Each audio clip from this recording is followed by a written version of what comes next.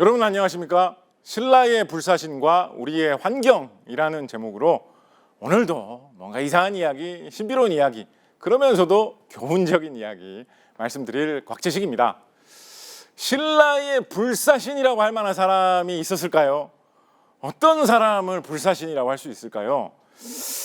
21세기에 들어와가지고 신라 시대로부터는 천수백 년이 흐른 시대입니다만 새롭게 좀 발굴이 되어가지고 사람들에게 좀 주목을 받았던 자료로 이광현이라고 하는 발해 사람에 대한 자료가 있습니다.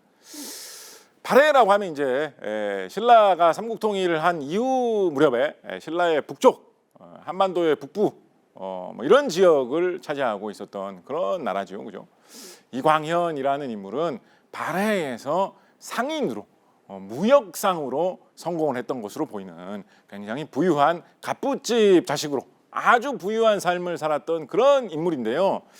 아마 여러분 이광현이라는 이름을 많이 들어보시지는 않으셨을 거예요. 발해 사람 하면 떠오르는 사람 대조영 이 정도, 왠지 좀 최수종 선생님 얼굴도 좀 떠오르고, 그죠? 그런 정도지. 이광현 발해 사람, 그런 사람이 있었나? 잘 떠오르시지는 않으실 겁니다.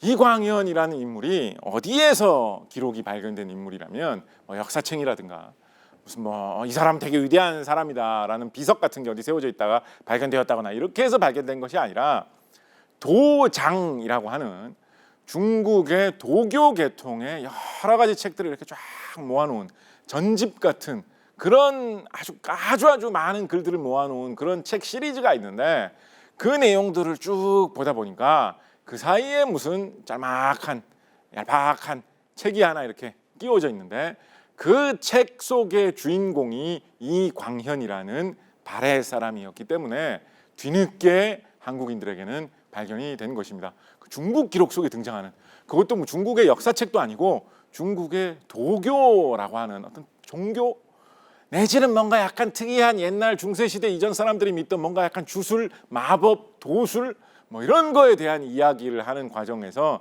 등장하는 인물이 이광현이기 때문입니다. 그렇다면 이 이광현이라고 하는 발해 사람, 신라와 같은 시대에 있었던 이 발해 사람은 왜 중국의 이런 이상한 종교 문헌 전집 같은데 갑자기 등장해가지고 수백 년 동안 이렇게 이어져서 내려오다가 뒤늦게 한국인들에게 발견될 정도로 도대체 왜 중국에서 인기가 있어서 이렇게 기록으로 남게 되었느냐? 바로 이 사람은 아주 특별한 재주를 개발해내는데 성공했다라고 되어 있었기 때문입니다. 그 재주란 무엇입니까? 신선이 되는 방법을 개발한 사람이다라고 되어 있어요. 여러분 신선 보신 적 있으세요? 진짜로 현실에서 신선이라는 게 현실에는 적어도 지금은 없잖아요.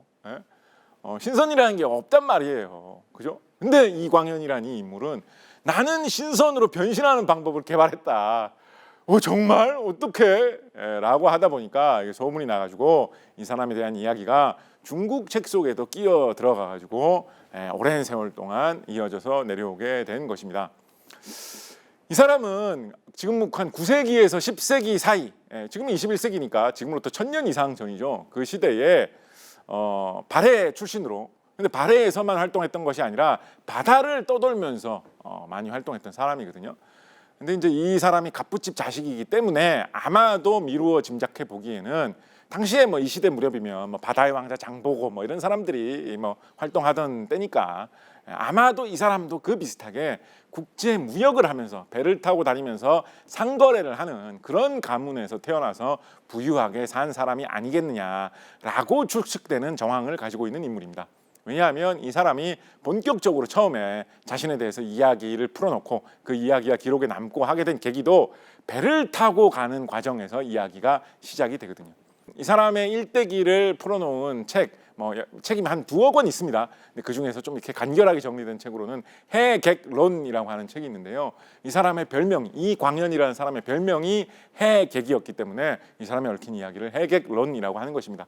해는 바다의 자고 객은 바다의 손님이라는 뜻이거든요. 그러니까 이 사람이 해객이라고 하는 것은 약간 바다의 떠돌이, 약간 바다의 손님, 이 바다를 이렇게 떠도는 어떤 신비로운 인물, 약간 이런 느낌을 주는 그런 별명입니다. 별명도 되게 멋있지 않습니까? 저도 뭔가 해객 같은 이런 별명 하나 있으면 좀 좋을 것 같은데, 이분 해객이라는 사람이 이야기에 처음 등장할 때 신라로 가는 배를 타고 있었다라고 되어 있습니다. 이분 바레 사람인데 신라하고 바레하고 그렇게 막 뭐 동맹 관계였다거나 뭐 되게 친한 관계였다거나 이렇지 않았거든요, 역사적으로. 그런데 신라로 가는 배를 타고 있었다라고 하는 거를 봐도 이 사람이 뭔가 국제 무역을 위해서 뭐 바레에서 산 물건 뭐 신라에서 판매하고 신라에 있던 물건 사가지고 바레에 판매하고 뭐 이런 거를 하려고 배를 타고 가고 있었던 것 아니겠느냐라는 거를 짐작을 하게 해줄 수 있는 그런 도입부죠. 해경론에서 이 이광현은 신라로 가다가 그 배에서 이상한 노인을 한 사람을 발견합니다. 이 노인이 왜 이상하냐? 너무 젊어 보였거든요. 완전 동안이었거든요. 단순히 좀 어리게 생겼다, 젊게 생겼다 뿐만 아니라 사람이 굉장히 건강하고 기운이 펄펄 나는 것 같은 거예요. 그래서 이광현이 그 노인, 같이 배 타고 있던 아저씨를 붙잡고 아저씨 얼굴이 참 좋아 보이시고 너무 정말 동안이시네요. 이렇게 하면서 말을 겁니다. 요즘 같았으면 저 사람 나한테 뭐 팔려고 그러나? 나한테 뭐 가입시키려고 그러나? 왜 갑자기 나보고 얼굴 동안이라 그래? 뭐 그렇게 좀 경계했을 수도 있는데 1100년 전인 신라시대 바레 시대였기 때문에 스스럼 없이 그 노인하고 이광현이 같이 이야기를 하게 됩니다. 이광현이 그래서 무슨 말을 하냐면 내가 지금 이렇게 좋은 집안에서 태어나서 부유하게 잘 살면서 정말 돈을 많이 벌었고 지상에서 누릴 수 있는 여러 가지 쾌락과 영광은 다 누려본 것 같다. 세상에 내 더 이상 바라는 게 없을 정도로 즐거운 인생, 아주 밝고 아름다운 인생을 살고 있다라고 좀 자기 자랑을 좀 합니다. 그런데 그러다가 말고 그런데 그런 만큼 갑자기 딴 생각을 하면 허무할 때가 있다라는 이야기를 이어서 합니다. 처음에는 그 할아버지가 노인이 듣고 약간 좀 짜증났겠죠. 뭐야 갑자기 왜 자기 집 부자라는 자랑 왜 하는 거야? 좀 짜증났을 수도 있을 것 같은데 이광현이 이어서 하는 이야기가 뭐냐. 한 세상 이렇게 즐겁게 살고 있지만 사람은 누구나 세상을 떠날 수밖에 없지 않냐고. 아무리 내가 지금 이렇게 멋있게 쾌락 속에서 살고 있다고 한들 나이가 들면 늙고 병들고 그러다가는 이 세상에서 목숨을 잃는 날이 올 텐데 생각해보면 너무 허무하다. 사람의 역사만 봐도 수천 년 수만 년 동안 사람들의 역사가 이어지고 있는데 그중에서 나는 불과 몇십 년 길어봐야 100세 이 정도 살다가 허무하게 쓱 이렇게 떠나고 나면 내가 이 인간 세상에서 아무리 즐겁게 살았다고 한들 그냥 끝나는 거 아니냐. 너무나 죽음 앞에서는 모든 것이 허무해진다라는 이야기를 합니다. 그러면서 그 동안 노인한테 물어보는 거죠. 할아버지 어떻게 하면 그렇게 나이가 들어서도 건강하게 별로 늙지 않는 것처럼 살 수 있냐고 막 부탁을 하니까 그 할아버지도 막 약간 좀 뜸을 들입니다. 그 함부로 알려줄 수 없는 건데 이렇게 하면서 막 뜸을 들이다가 결국은 그 할아버지가 비술을 알려줍니다. 내가 알려준 비술대로 하면 거의 늙지 않고 늙어서도 온몸에 기운이 넘치면서 아주 팔팔하게 아주 건강하게 살 수 있다. 약간 어떤 느낌까지 주냐면 이 방법만 사용하면 거의 뭐 수백 년 수천 년 살 수 있을지도 모른다. 왜냐하면 거의 너무 안 늙기 때문에. 그렇게 하면서 잘 늙지 않는 방법, 건강하게 장수할 수 있는 비법을 전수해 주마라고 한 다음에 그 배에서 이 광현에게 이 알 수 없는 어떤 노인이 자신의 비법을 알려줍니다. 아마도 이 노인은 좀 신라 사람 아니었을까요? 신라로 가는 배에 타고 있던 정체불명의 어떤 특이한 노인이라고 하면 어딘가에 딴 데를 좀 구경하고 신라로 돌아가는 그런 길 아니었을까요? 그래서 이 노인이 알려주는 내용이 해경론에 나와 있어요. 약간 솔깃하지 않습니까? 아니 이대로만 하면 진짜 아주 오래 살면서 건강하게 살 수 있는 거야. 저도 막 기대에 부풀어가지고 그 부분을 읽어봤어요. 번역된 것도 지금 나와 있습니다. 읽어보면 뭐라고 적혀있는지 아세요? 잘 늙지 않고 굉장히 오래 살 수 있는 방법 뭐라고 나와 있는지 아세요? 굉장히 우리가 잘 아는 이야기. 운동을 해라, 소식을 해라. 예를 들면 뭐 너무 짠 걸 먹으면 안 된다. 마음을 좀 긍정적인 마음을 갖고 스트레스 받지 말아야 된다. 이런 게 쭉 적혀 있어요. 보고 나면 약간 좀 허탈합니다. 이건 상식이잖아. 이건 누가 몰라. 이런 이야기가 적혀 있어요. 한편으로 보면 뭐 그런가, 어쩔 수 없네. 그런가 보다. 옛날 이야기니까 좀 강조돼가지고 그죠? 옛날에는 평균 수명이 짧았으니까 한 70세, 80세만까지만 살아도 와 진짜 장수했다라고 하던 시절이니까 우리가 상식으로 알고 있는 건강하게 오래 사는 법이라는 거 정도만 이야기를 해도 좀 좋은 지식이었을 수 있을 거란 말이에요, 그죠? 그래서 이광현이 감사합니다. 저에게 이 좋은 지식을 전해주셔서 이렇게 하면서 그거를 전수를 받고 약간 현대의 과학에서 현대의학에서 이야기해주지 않는 것 중에 좀 특이한 걸로 뭐가 있냐면 침을 뱉지 말라라는 게 있어요. 그게 왜 있는 거지? 침을 뱉지 않으면 뭔가 장수할 수 있다. 약간 이제 기가 침을 통해서 밖으로 나갈 수가 있는데 그 기가 나가지 않게 해야 된다. 약간 뭐 그런 계통의 느낌으로 한 이야기인 것 같아요. 그런 걸 배워가지고 이광현이 그 노인이 신라로 가는 백길에서 노인이 알려주신 그 방법을 그때부터 이제 연마를 하기 시작합니다. 그래서 하나의 경지에 도달을 해요. 그래서 이 이광현이라는 사람이 운도라는 섬에, 와 이거 진짜 끝내주는 섬 아닙니까? 약간 뭔가 트로트 잘 부를 것 같은 그런 이름의 섬 아닙니까? 운도라는 섬에 자리를 잡고 그 섬에서 자기 제자들까지 기르면서 그 노인이 가르쳐준 그 기술을 이용을 해가지고 건강하게 장수하는 방법, 영원히 살 수 있는 방법을 연마하는 그런, 요즘으로 따지자면 뭔가 약간 피트니스 센터 같기도 하고요. 약간 뭔가 뭐 러닝 클럽, 뭐 러닝 크루 약간 이런 느낌도 들고, 하여튼 사람들이 바다에 있는 아름다운 섬에서 건강하게 오래 사는 것을 연마하는 그런 이제 집단 같은 것도 꾸리면서 살게 됩니다. 그리고 그때 사람들 사이에서 점점 소문이 나가지고 이 이광현을 해객, 바다의 손님, 바다의 떠돌이 이렇게 부르게 된 거죠. 그런데 해객론 전체 내용을 보면 여기가 절반 정도도 되지 않습니다. 여기까지 내용이. 이 정도까지 됐으면 지금 우리 상식으로는 이제 뭐 결말인가? 이제 다 이야기 끝나나 싶은 내용일 것 같죠. 근데 해객론 내용이 여기서 반밖에 진행이 되지 않습니다. 이광현이 이 정도 경지에 만족하지 않기 때문이죠. 이광현은 지금 그 정도에 도달한 경지만 이용을 해가지고 이 정도면 내가 늙지 않고 진짜 오래 장수할 수 있겠다. 그 책 속의 어감상으로는 한 1000살까지도 살 수 있겠다라는 정도로 좀 믿음을 가졌던 것 같아요. 그렇지만은 이광현은 그 이상을 꿈꾼 거죠. 뭘 꿈꿨느냐? 바로 아까 말씀드린 대로 신선이 되고 싶었어요. 신선. 신선이라는 게 뭐냐? 단순히 뭐 오래 산다, 건강하다, 나이가 많아도 뭐 팔팔하다 이 정도가 아니라 도수를 막 부리고 공중부양을 하고 천상세계로 막 가보고, 천상세계로 가가지고 막 무슨 선녀, 뭐 다른 신선, 천상의 무슨 사람들하고 막 악수하고 뭐 구름 타고 다니고 그런 경지가 되어보고 싶다라는 상상을 한 것입니다. 요즘 말로 하자면 진짜 난 건강하고 힘도 세고 아주 오래오래 살 수는 있을 것 같은데 이 정도면 만족을 못하겠다. 나는 초능력을 갖고 싶다. 이 정도까지 상상을 한 거예요. 근데 이광현이 지금 이 정도의 재주도 얻었겠다. 따르고 있는 무리도 어느 정도 있겠다. 재산은 원래부터 풍부했겠다. 그 정도 욕심을 포기할 사람이 아니죠. 그래서 다시 한번 천하를 돌아다니면서, 전 세계를 돌아다니면서, 전 세계라고 하지만 신라, 일본, 발해, 중국 이 정도 아니었겠습니까? 아니면 이제 남쪽에 동남아시아 지역 이 정도 돌아다니면서 단순히 오래 살 수 있는 경지가 아니라 신선이 될 수 있는 경지 무엇일까 도전을 해가지고 열심히 연구를 하면서 다닙니다. 그러다가 결국은 무엇을 깨닫게 되느냐? 이걸 깨달았다고 할 수 있을지 모르겠어요.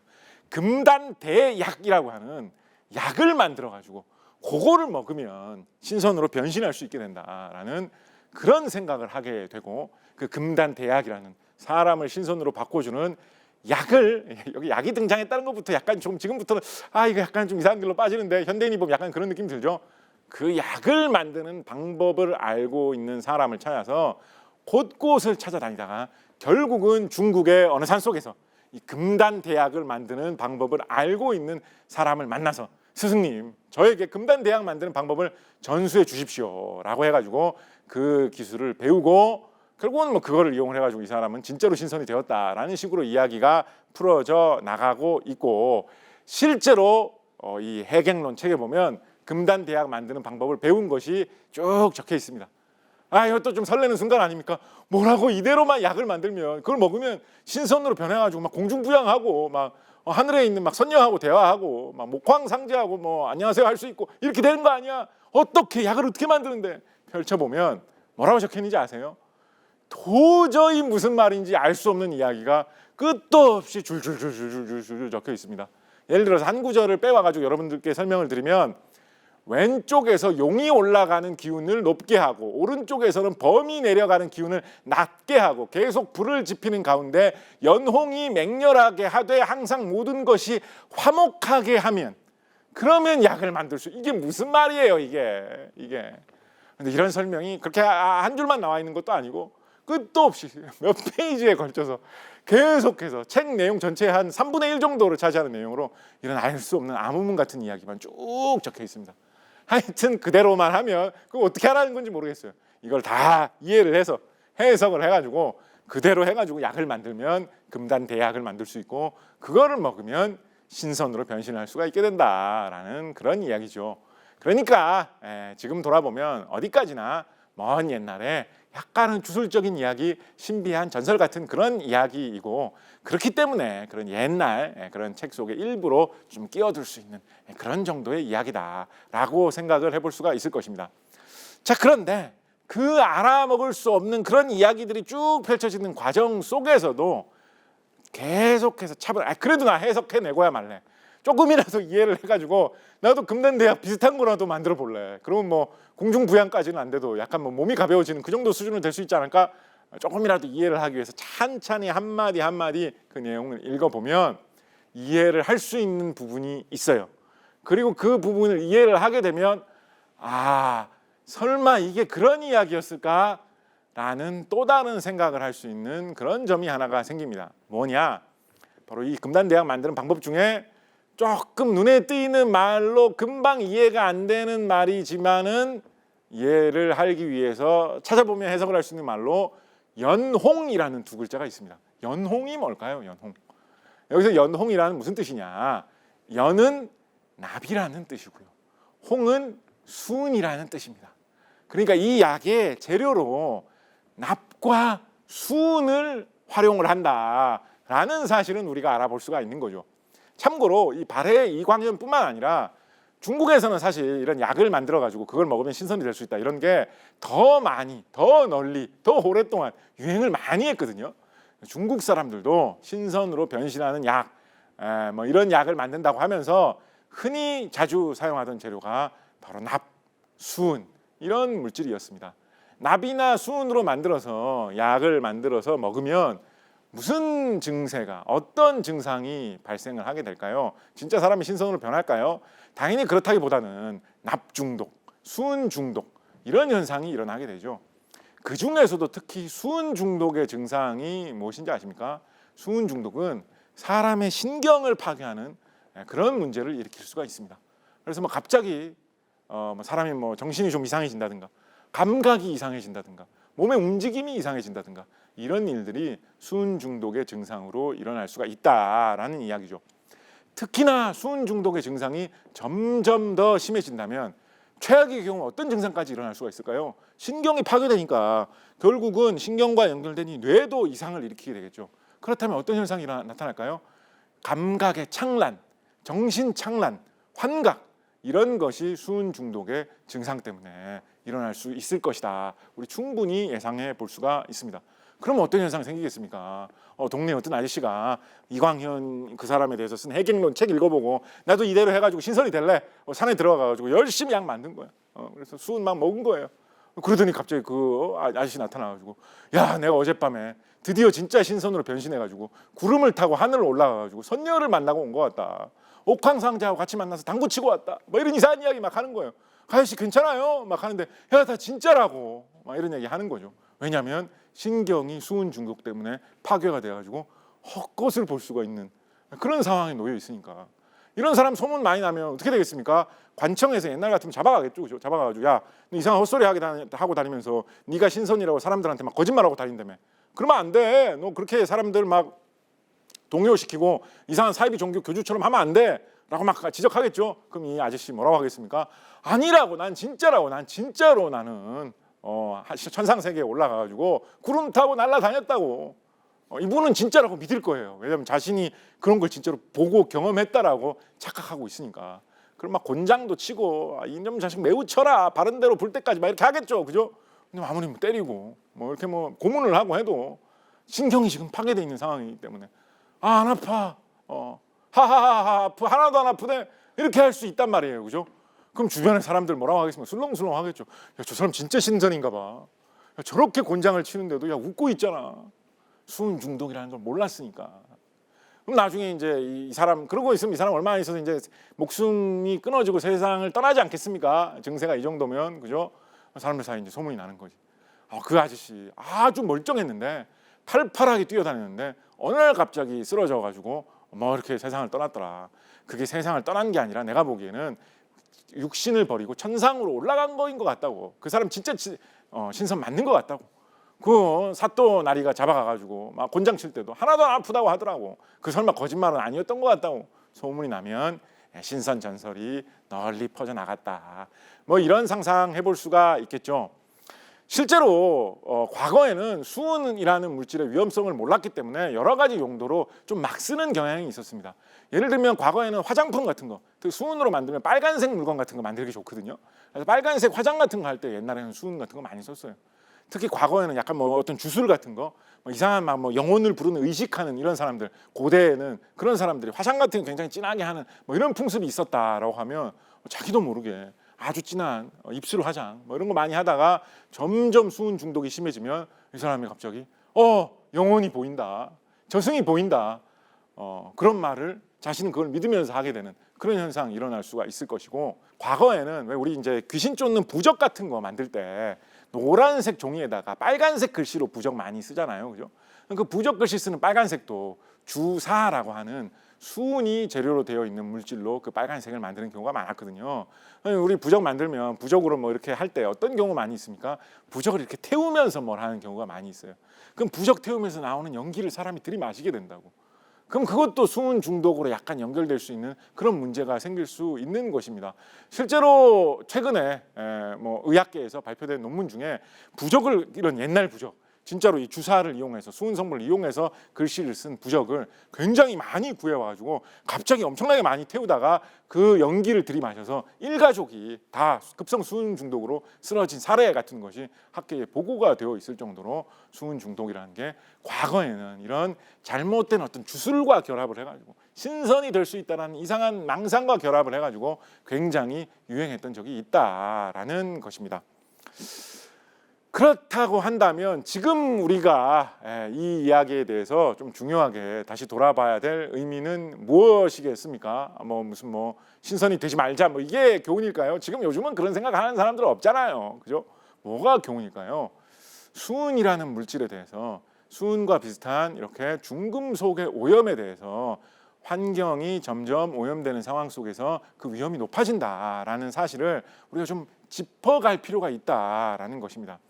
물론 예전보다는 수은이 위험하다는 걸 우리가 잘 알고 있기 때문에 과거에 비해서는 우리가 잘 관리되고 있어서 그렇게까지 막 두려워하거나 할 필요까지는 없어요. 더군다나 수은이라는 게 무조건 절대적으로 나쁘다라기보다는 적정한 아주 작은 양으로 잘만 활용하면 몸에 도움이 되는 그런 용도로 사용될 수가 있을 때도 있습니다.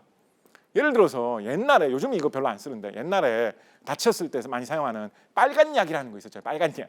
모든 약간 만병통치약으로 쓰이던 어떤 모든 부상을 입으면 무조건 쓰는 약으로 빨간 약이라고 하는 소독약이 있었잖아요, 그죠?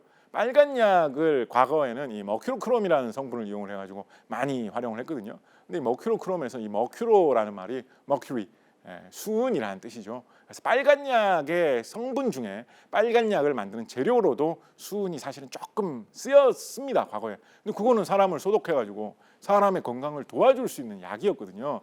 그래서 뭔가 너무나 심하게 남용되어서 우리가 예상하지 못한 가운데 정도 이상으로 몸에 들어오는 그것만 잘 막아낼 수가 있다면 수은에 대해서 그렇게 우리가 걱정할 필요는 없는데, 내가 수은을 다루는 그런 공장을 다닌다, 내 집 근처에 예를 들면 수은 광산이 있다, 이런 게 아니라면 우리가 수은을 그렇게 일상생활 속에서 접할 일이 많지는 않잖아요, 그죠?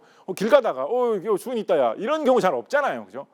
그러면 우리 한국인들에게 수은이 어떤 경로로 들어올 수가 있을까요? 현대 한국인들에게, 일반 한국인들에게 수은이 가장 많이 들어올 수 있는 경로가 무엇일까요? 저는 이게 너무나 공교롭고 신비하고 좀 뭐랄까요? 약간 좀 전율? 이런 느낌도 있는데, 바로 우리 이광현, 해갱론의 이광현이 이야기하는 것과 같은 그런 느낌으로 바다에서 수은이 들어오는 것이 현대 한국인이 가장 걱정해야 될 것이다 라는 것입니다. 무슨 이광현의 어떤 원한 맺힌 영혼이 우리나라 바다를 감돌고 있기 때문에 수은이 사람들에게 들어온다, 이런 거는 아니고요. 수은이라는 것은 대부분의 중금속들이 그런 특성을 갖고 있습니다만 생물의 몸속에서 배출이 되지 않고 쌓이는 경향이 있거든요. 그래서 바다에 사는 여러 가지 생물들이 수은을 조금씩 먹으면서 살다 보면 몸속에 그 수은이 많이 쌓여가지고 그 수은이 꽤나 많은 양으로 저장되어 있는 수가 있습니다.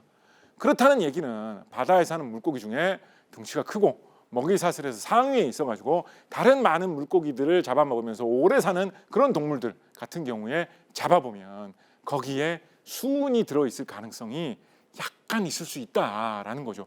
왜냐하면 사람들이 뭔가 오염이 되고 뭔가 문제가 생기고 뭔가 비가 내려가지고 땅에 있던 물질들이 다 쓸려가지고 흘러가면 바다로 다 가기 마련이니까 여기저기에서 다양한 이유로 흘러나오는 수은들이 바다로 들어가가지고 퍼져 있는 경우가 있는데 그거를 먹고 사는 가운데 바닷속 생물의 몸속에 쌓여가지고 수은이 들어있는 경우가 생길 수가 있다라는 것이기 때문입니다.